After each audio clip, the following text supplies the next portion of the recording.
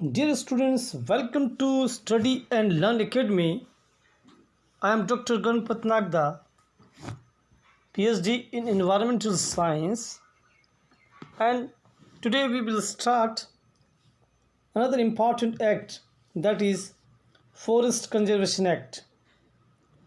So everybody knows the importance of forest. So we will discuss about the Forest Conservation Act 1980. Introduction. Forests are one of the precious resources that nature provides. The whole ecosystem is dependent on the forests as they are an important part of natural habitat.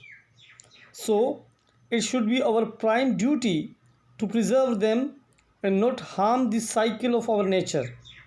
But the forests of our nature are being cut at an alarming rate. People have become so greedy that they have started clearing the entire forest. Therefore, to stop this rapid deforestation, the central government enacted the Forest Conservation Act 1980. History. The first legal draft on this issue was the Indian Forest Act 1865. Later, it was replaced by the Indian Forest Act 1927. During the colonial period, whenever any law gets passed, it carries the hope that it will address the social issue for which it was passed. When the Indian Forest Act 1927 was passed, it carried the same hope, but it was solely confined to British interests. The main focus of the Act of 1927 was on timber. The Act of 1927 was divided into the 13 chapters and consisted of the 86 sections.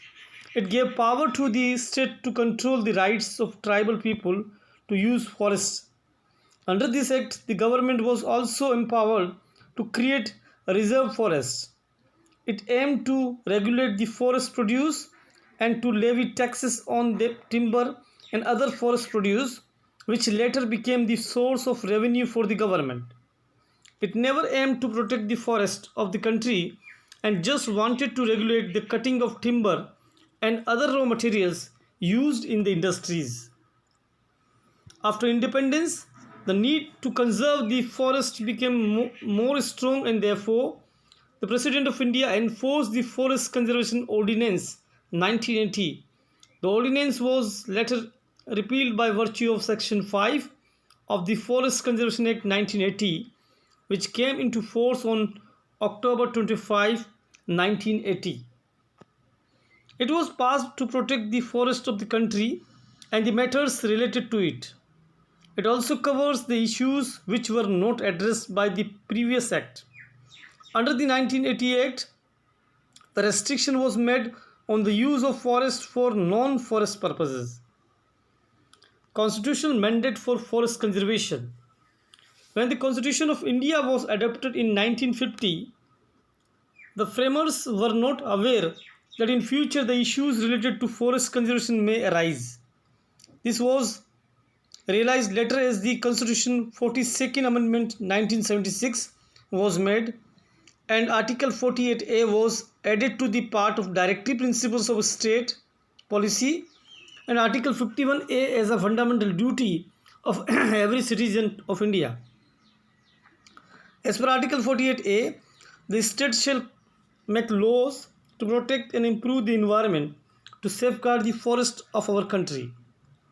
According to Article 51AG, it is the duty of every citizen of India to protect and improve the natural environmental, including the forests of our country. Objective: the trees in the forest don't only provide us with oxygen for breathing, they do a lot more than that. They also provide us with some useful products like wood and food. Forests are an important part of our nature. They maintain the entire ecosystem and water cycle of the earth. The object of the act is to maintain ecology and to preserve the forest of our country. It is also the object of this act to regenerate the forest by planting trees and increase the forest growth in our country. to protect the forest, its flora and fauna, and other diverse ecological components, to protect the integrity, territory, and individuality of the forest, to protect the forest and prevent deforestation that will lead to land erosion and subsequent degradation of the land, to prevent the loss of forest biodiversity, to prevent the conversion of forest into agricultural lands or grazing lands or building of business or residential units. Features. This act has the following features. This act has made the restrictions on the state government and other authorities to make decisions in some matters without the prior permissions of the central government. Under this act, the whole power is in the hand of the central government to carry out the laws of this act. This act also provides penalties for the infringement of the provisions of this act. Under this act, an advisory committee may be formed for advising the central government in matters related to forest conservation. Some pertinent sections. Section 1, Title and Scope. Section 1 of the Act talks about its title, scope and commencement. This Act is known as the Forest Conservation Act 1980. This law applies to the whole country except Jammu and Kashmir. Although Article 370 has been revoked, which means all central laws must be made applicable to the whole country. However, as of now, only 37 laws apply to Jammu and Kashmir, and this act is not included under these 37 laws. This law came into force on October 25, 1980. It replaced the Forest Conservation Ordinance 1980 and contains similar provisions. Section 2, Restrictions on reservation of forest and its non-forest use. This section restricts the state governments and other authorities to make laws in the following matters without the prior permission of the central government: that they cannot de-reserve any forest land or any portion of the reserved land under any law for the time it being enforced in the state or any other part; that the forest land or any portion of it cannot be used for non-forest purposes; that they cannot assign any forest land or any portion of it by a way of lease to any private person or anybody or organization not controlled by the government of India; that a forest land or any part of it grown naturally may be cleared for the reforestation. The explanation of this section defines the term non-forest purposes. It means cleaning any forest land or its portion for the purpose of planting tea, coffee, spices, rubber, palms, oil-bearing plants or medicinal plants, or for any purpose other than afforestation, but it should not include any work related to preservation, evolution and administration of forest and wildlife. Section 3, Advisory Committee. As per Section 3 of this Act, the central government has the power to constitute an advisory committee to advise on matters related to the approving as under Section 2 of this Act, or any matter referred to by the central government connected with the preservation of forests. Section 3A, Penalties. Section 3A was added by the amendment made in 1988. According to this section, whoever violates or abets the violation of any law contained under Section 2 shall be punished with simple imprisonment for any prescribed term, which may increase up to 15 days. Section 3B, Offences by authorities and government offices.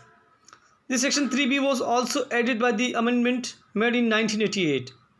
This section talks about the offences committed by the authorities and the government department. According to Section 3B1, whenever any offence under this Act is committed by any department of the government, head of the government, any authority or any person who at the time of the commission of the offence was responsible for the conduct of business shall be made liable for the offence under this Act. However, the same person can save himself by proving that the offense was committed without his knowledge, and also he took all the possible measures to prevent the commission of the offense. According to Section 3B2, when offense under this Act has been committed by a person other than the Department of Government, head of the government, or the authority mentioned under subsection 1, with his consent or due to his negligence, that such persons shall be declared guilty under the Act and also be made liable to proceedings and punishments. Section 4, Rule Making Power. Under Section 4, the central government has the power to carry out the laws prescribed under this Act by notifying in the official gazette. Before forming any rule, it should be presented before both houses of the parliament for a period of 30 days. Both the houses of parliament shall agree to do the notification or form the new rule under the Act. Section 5, Repeal. This section of the Act repealed the Forest Conservation Ordinance in 1980. Important case laws. The judiciary has also played an important role in conserving the forest and protecting our environment by way of entertaining different public interest litigation filed under Article 32 and Article 226 of the Constitution. The Supreme Court and the High Courts have delivered various important judgments regarding the protection of the forest and environment while entertaining the PILs. Tarun Bharat Singh versus Union of India 1993. In the instant case, a voluntary organization approached the Supreme Court through a PIL filed under Article 32 of the Indian Constitution. The petition was against the illegal mining going on in the reserved area of the Alwar district. Despite the fact that the area was reserved under the Act, the state government had granted hundreds of licenses for mining marble. The court held that whenever an area is declared as the protected forest, it comes within the purview of the Forest Conservation Act, and now the state government cannot carry on any non-forest activities in the reserved area without the prior permission of the central government. As mining is a non-forest activity, the state government's action to grant a license for mining or renewing their license for mining is contrary to law. An interlocutory direction was also passed to the state government and the mine owners to stop the illegal activity in the reserved area. State of MP versus Krishna Das Tikaram 1994. In this case, the respondents were granted the mining lease of limestone in the forest area in the year of 1966 for a period of 20 years. In 1986, after its expiry, the respondent approached the state government for its renewal. The state government passed the order to renew the lease for further 20 years. The Forest Department cancelled this order. This cancellation was challenged before the Supreme Court of India. The court held that under Section 2 of the Forest Conservation Act, the state cannot grant or renew the license without the prior approval of the central government. Therefore, the cancellation of the order was properly made. Krishna Devi Malchand Kamathia versus Bombay Environmental Action 2001-11. In this case, an application was filed by the district collector to initiate the contempt proceedings against the appellants for violating the orders to the court. The court had issued directions to remove the newly constructed bund so that seawater can come in to protect the mangrove forest. The order tried to restrain the appellants from indulging in any activity which will be harm the mangrove forest. The appellants have the license to manufacture salt at the place. The Supreme Court held that the manufacturing of salt by solar evaporation of seawater is not permitted in the area, as that area is home to the mangrove forests. The mangrove forests are of a great ecological importance and are also ecologically sensitive, and that is why they fall under the category of CRZ1, Coastal Regulatory Zone 1, The Coastal Area Classification and Development Regulations 1991 classify the coastal regulatory zone, and according to it, the manufacturing of salt is prohibited. So this is all about the today's lecture. Thank you very much. Goodbye.